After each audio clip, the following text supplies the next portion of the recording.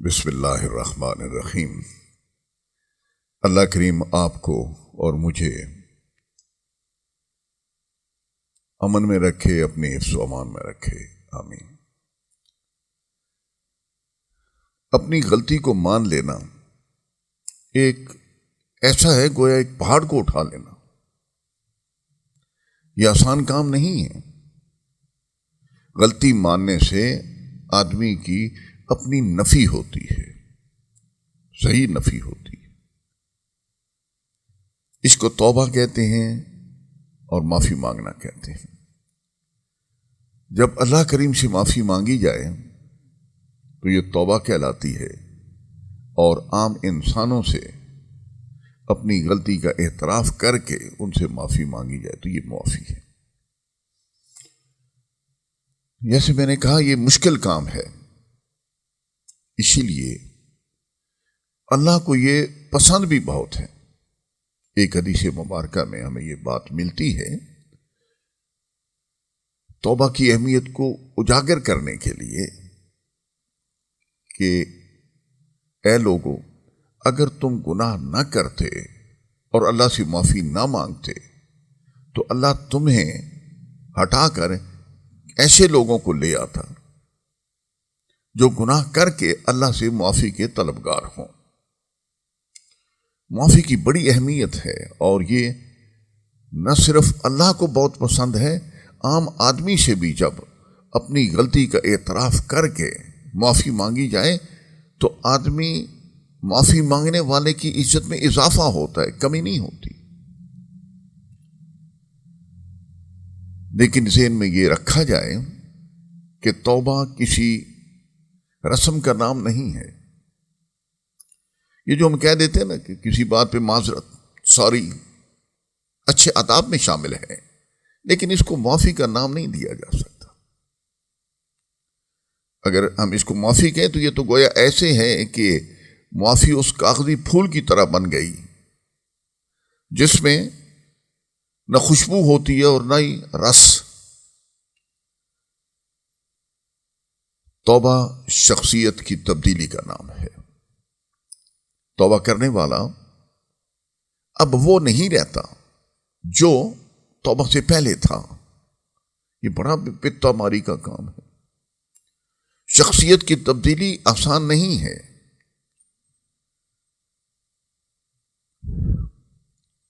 اس کی شکل کیا ہو، اس کی نوعیت کیا ہو۔ میں معذرت کا لفظ پہلے استعمال کرتا ہوں، گو میں بات غلط نہیں کہہ رہا، لیکن کسی میرے بھائی کو کوئی الجھن پیدا نہ ہو، اس لیے میں معذرت کے لفظ کے ساتھ یہ کہہ رہا ہوں کہ یہ جو ہم اللہ سے توبہ کرتے ہیں نا، یہ اٹھا کے تسبیح، استغفر اللہ استغفر اللہ استغفر اللہ، معاف کر دے معاف کر دے، اور دائیں بائیں بھی دیکھ رہے ہوتے ہیں، ذرا تھوڑی سی اپنی سوچ استعمال کیجیے۔ یہ مذاق ہے توبہ کا، یہ توبہ اٹھا کے منہ پہ ماری جائے گی۔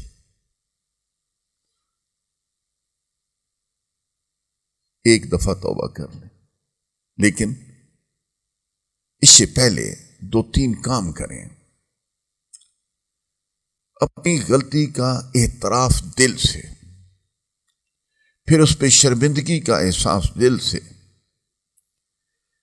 پھر اپنے دل سے اٹھنے والے الفاظ کے ساتھ اللہ سے یا کسی فرد سے اپنی غلطی کا اعتراف کرنا اور معافی مانگنا۔ یہ ایک دفعہ کر لیں، پوری تسبیح، اس سے یہ بہت بہتر ہے۔ یہ آسان بات نہیں ہے، صرف توجہ دینا ہوتی ہے۔ میں آپ کو 1 یا 2 مثالیں بیان کرتا ہوں کہ توبہ کی یا معافی مانگنے کی شکل کیا ہوتی ہے، الفاظ کیا ہوتے ہیں۔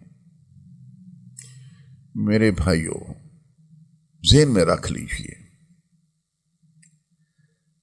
کہ ہر توبہ اپنا ایک الگ انداز رکھتی ہے، اور اس کا انحصار اس بات پر ہے کہ غلطی کرنے والا کون ہے، کس کے حق میں غلطی کی جا رہی ہے، اور غلطی کی نوعیت کیا ہے۔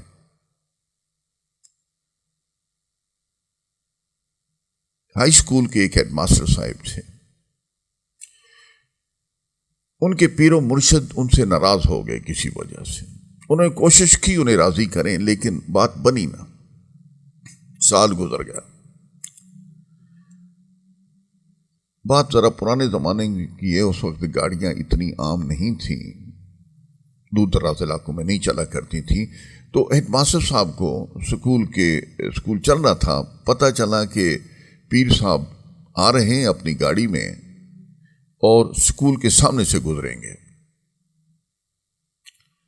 ابھی دیکھیے، غلطی کا احساس تھا ان ہیڈ ماسٹر صاحب کو اپنے پیر کے بارے میں۔ تو انہوں نے کیا کیا؟ انہوں نے سارے اسکول کے بچوں کو باہر کھڑا کیا، سڑک کے دونوں طرف سارے اساتذہ کرام بھی وہاں تھے۔ اور یاد رکھیے، ذہن میں رکھیے کہ وہ دور تھا جب کہ ہیڈ ماسٹر کا احترام اتنا بڑی بات تھی کہ نہ صرف طلباء بلکہ اساتذہ کرام بھی ان کے سامنے جھکے جھکے رہتے تھے۔ ہیڈ ماسٹر کی شخصیت بہت بلند ہوتی تھی۔ وارن پیر صاحب کی گاڑی آ رہی تھی، طلباء کھڑے ہیں، اساتذہ کھڑے ہیں، اور ہیڈ ماسٹر صاحب سڑک کے درمیان میں کھڑے ہو گئے۔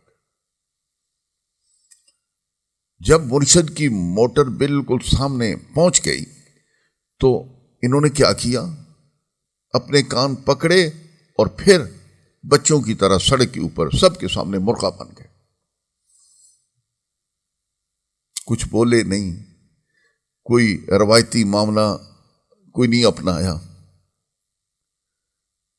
پیر صاحب نے گاڑی روکی، نیچے اترے، آ کے انہیں پکڑا، اٹھایا، گلے لگایا، اور ایسا گلے لگایا کہ گاڑی میں بٹھا کے اپنے ساتھ ہی لے گئے اپنے شہر میں۔ پھر ساری زندگی ساتھ نہ چھوڑا۔ دل سے توبہ کی جائے، دل سے معافی مانگی جائے تو درجات پہلے کے مقابلے میں بلند ہو جاتے ہیں۔ ایک چھوٹی سی ایک اور مثال، میرے ایک دوست بتا رہے تھے کہ حج کے دوران طواف ہو رہا تھا کعبہ شریف کا، تو وہاں ملتزم ہے، ایک دروازہ ہے جو ذرا اونچا ہے زمین سے 5 فٹ 4 فٹ، تو لوگ اس کی دہلیز کو، دروازے کی دہلیز کو پکڑ کے اپنے گناہوں کا اعتراف کرتے ہیں، معافی مانگتے ہیں۔ وہاں دعائیں قبول ہونے کے امکانات بہت زیادہ ہیں۔ تو ایک صاحب آگے کھڑے اس دروازے کی دہلیز کو پکڑے ہوئے تھے، جیسا کہ میرے دوست نے بتایا کہ وہ اللہ سے کچھ باتیں کر رہے تھے، وہ سارے ہی کر رہے ہوتے۔ تو انہوں نے ان کو بولتے سنا، اور غالباً وہ آگے جو صاحب ملتزم کو پکڑے کھڑے تھے ان کا تعلق میاں والی سے تھا۔ انہوں نے کہا کہ اے سونے ربا، ساڈے گھر دے دروازے تے ساڈا پیو دا قاتل ہی آ ونجے نا، اساں کو معاف کر دے۔ میرے سونے ربا، میں تیرے در تے آیا کھلوتا ہوں، تیری دروٹن پکڑی کھلوتا ہوں، میں کو معاف نہ کرے سے۔ مجھے یہ یقین ہے کہ اس شخص کی یہ معافی یقیناً قبول ہو گئی ہوگی، کیونکہ وہ اس کے دل سے اٹھی تھی۔ تو معافی اور توبہ کے لیے 3-4 چیزوں کا ضرور خیال رکھا جائے۔ پہلی بات، ذہن میں احساس پیدا ہو کہ میں نے اللہ کے معاملے میں غلطی کی یا کسی انسان کے معاملے میں غلطی کی۔ احساس کے ساتھ پھر ندامت کا احساس ابھرے۔ اس کے بعد پھر دل کے اندر سے معافی کے الفاظ اٹھیں، اللہ کے ہاں کسی انسان کے سامنے جیسا بھی پوزیشن موقع ہے، ان الفاظ کے ساتھ معافی مانگی جائے یا اللہ سے توبہ کی جائے، اور پھر اس چیز کا پکا ارادہ کیا جائے کہ میں اب تبدیل ہو جاؤں گا۔ جو شخص معافی مانگنے کے بعد اپنے رویوں کو تبدیل نہیں کرتا، اس کی معافی کم از کم یہ مجھے پتا ہے قرآن حکیم کی روشنی میں کہ اس کی معافی قبول نہیں ہوتی جس میں تبدیلی نہیں آتی۔ تو یہ بڑی زبردست اللہ کی خوشنودی حاصل کرنے کے لیے زبردست کنجی ہے توبہ کرنا۔ نبی کریم صلی اللہ علیہ وسلم جیسی اتنی بڑی ہستی جن کی مغفرت کے اللہ نے بہت دفعہ وعدے فرمائے، آپ بھی دن میں 70 مرتبہ کئی 100 مرتبہ لے کے یعنی بہت زیادہ اللہ سے معافی مانگا کرتے تھے۔ ایک بندے کی شان ہی یہی ہے اللہ کے ہاں کہ وہ اس سے معافی مانگے، انسانوں کے حقوق تلف ہوں تو بھی معافی مانگے۔ جب ہم اس کو سمجھ جائیں گے تو انشاءاللہ ہمارے دل پرسکون ہو جائیں گے۔ اللہ سے ہر وقت جڑے رہیے اور اپنے غلطیوں کی جو معلوم ہے وہ بھی اور جو نہیں معلوم ان کے بارے میں بھی معافی مانگیے۔ میں آخر میں آپ کو ایک حدیث مبارکہ سناتا ہوں، اسے حدیث قدسی کہتے ہیں۔ اس کی وضاحت نہیں کروں گا، بس سن لیں کہ اللہ کو معافی کیسے پسند ہے۔ حدیث مبارکہ کی کتابوں میں لکھا ہے کہ اللہ فرماتے ہیں کہ اے آدم کے فرزندو، جب تک تم مجھے پکارتے رہو گے اور مجھ سے آس لگائے رکھو گے میں تمہیں بخشتا رہوں گا، خواہ تم میں کتنے ہی عیب کیوں نہ ہوں، مجھے پرواہ نہیں۔ اے آدم کے بیٹو، اگر تمہارے گناہ آسمان کے بادلوں تک پہنچ جائے اور پھر تم مجھ سے معافی مانگو تو میں تمہیں معاف کر دوں گا، خواہ تم میں کتنے ہی عیب کیوں نہ ہوں۔